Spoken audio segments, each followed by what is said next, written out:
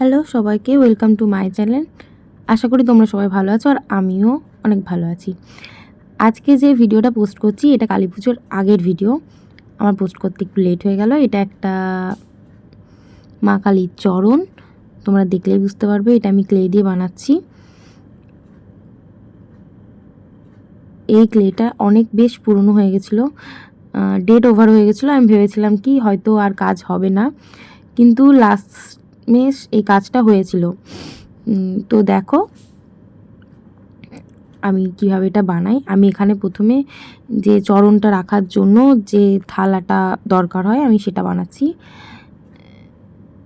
এই যে এখানে আমি একটু জল দিয়ে এটাকে সমান করে নিলাম। তারপর থালার যে কিনারাগুলো হয় সেগুলো বানাচ্ছিলাম। এগুলো খুব আস্তে আস্তে বানাতে হচ্ছিল, কারণ অতিরিক্ত জল দিলেও এটা শুকাতে চাইছিল না, ডিজাইনগুলো বেঁকে যাচ্ছিল। আবার যেহেতু এটা ডেট ওভার হয়ে গেছিলো তার জন্য ক্লেটা একটু বেশি ড্রাই হয়ে গেছিলো। এই যে আমার থালাটা ওখানে রেডি হয়ে গেছে। দেন এবার আমি চরণটা বানাচ্ছি।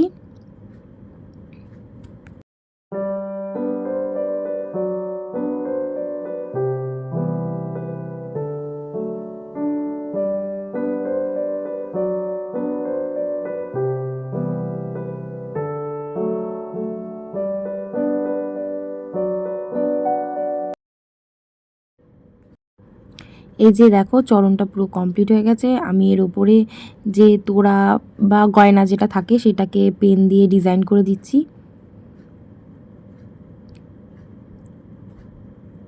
এই যে এটা একদম ফাইনাল লুক। আমি এখনও আঠা দিয়ে বসাইনি। এরপর আমি হোয়াইট কালারের এর ওপর বেস কালারটা করে নিচ্ছি। আমার কাছে জেসও ছিল না, অ্যাক্রিলিক কালার দিয়ে আমি ডবল কোট করে এই কালারটা করেছি।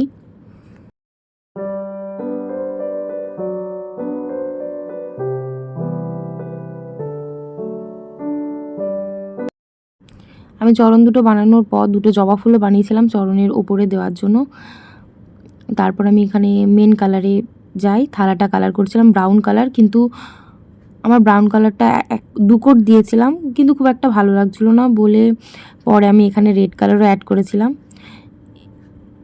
এখানে চরণগুলো আমি কালো রং করে নিচ্ছি।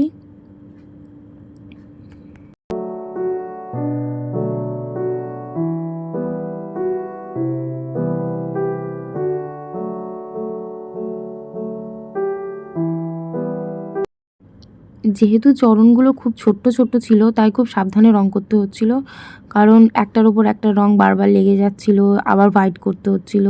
এই জন্য খুব সাবধানে। আর কালারগুলো শুকিয়ে যাওয়ার পরেই আবার কালার চাপানো হয়েছে। এই যে এখানে কালারটা যে আমি চেঞ্জ করেছিলাম, আমি ব্রাউনটার ওপরে আর হোয়াইট করিনি, এর ওপরে রেডটা করে দিয়েছি। কালারটা বেশ ভালোই এসেছিলো, খুব রেডও আসেনি আবার ব্রাউনটাও ছিল না।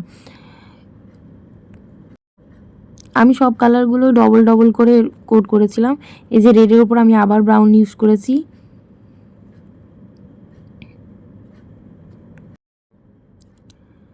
আর কালারগুলো হয়ে যাওয়ার পর ভালো মতন ড্রাই করতে আমার অসুবিধা হয়নি, কারণ আমি যখন এটা বানাচ্ছিলাম তখন ছিল দুপুরবেলা আর সেদিন প্রচণ্ড রোদ করেছিল, তাই আর অসুবিধা হয়নি। কালারগুলো খুব তাড়াতাড়ি রোদের মধ্যে শুকিয়ে যাচ্ছিলো।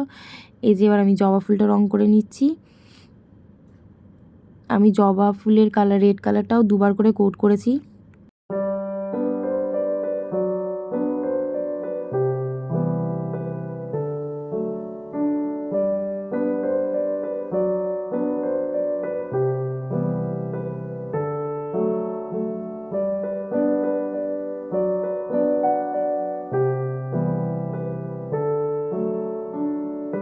এই যে এখানে আমি পায়ে আলতা পরাতে শুরু করেছিলাম, কিন্তু এটা আমার 2 থেকে 3 বার ধেবড়ে গেছিলো, কারণ সমান হচ্ছিল না, কোনো দাগই সমান হচ্ছিল না। প্রথমে হয়তো ব্ল্যাকের উপর ঢুকে যাচ্ছে, না তো লাইন সরু হয়ে যাচ্ছে।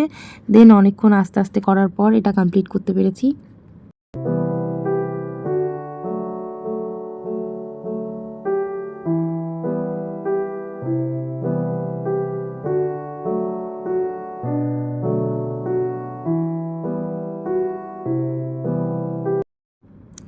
এই যে আলতা পরানো কমপ্লিট। এবার আমি গয়নাগুলোর উপর রং করেছি।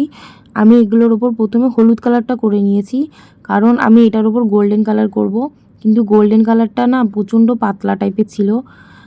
এই জন্য আমি প্রথমে ইয়েলো কালারটা ইউজ করেছিলাম, দেন তার উপর আমি গোল্ডেন কালারটা দিয়েছি, কিন্তু প্রথমে ইয়েলো কালারটাকে আগে ভালো করে ড্রাই করে নিতে হয়েছে, তারপরেই আমি গোল্ডেন কালারটা ইউজ করতে পেরেছি। এরপরে তোমরা দেখো আমার পাটা কমপ্লিট হয়ে গেছে, আমি থালার উপর রেখে দিয়েছি। এই যে জবা ফুল দুটো দিয়ে দিচ্ছি। আমি তখনও এটাকে আঠা দিয়ে একবারে অ্যাটাচ করিনি, আমি পরে এটা অ্যাটাচ করেছি। যদি তোমাদের ভিডিওটা ভালো লাগে অবশ্যই লাইক করো আর চ্যানেলটাকে সাবস্ক্রাইব করে দিও, আর কেমন লাগলো অবশ্যই কমেন্টে জানিও।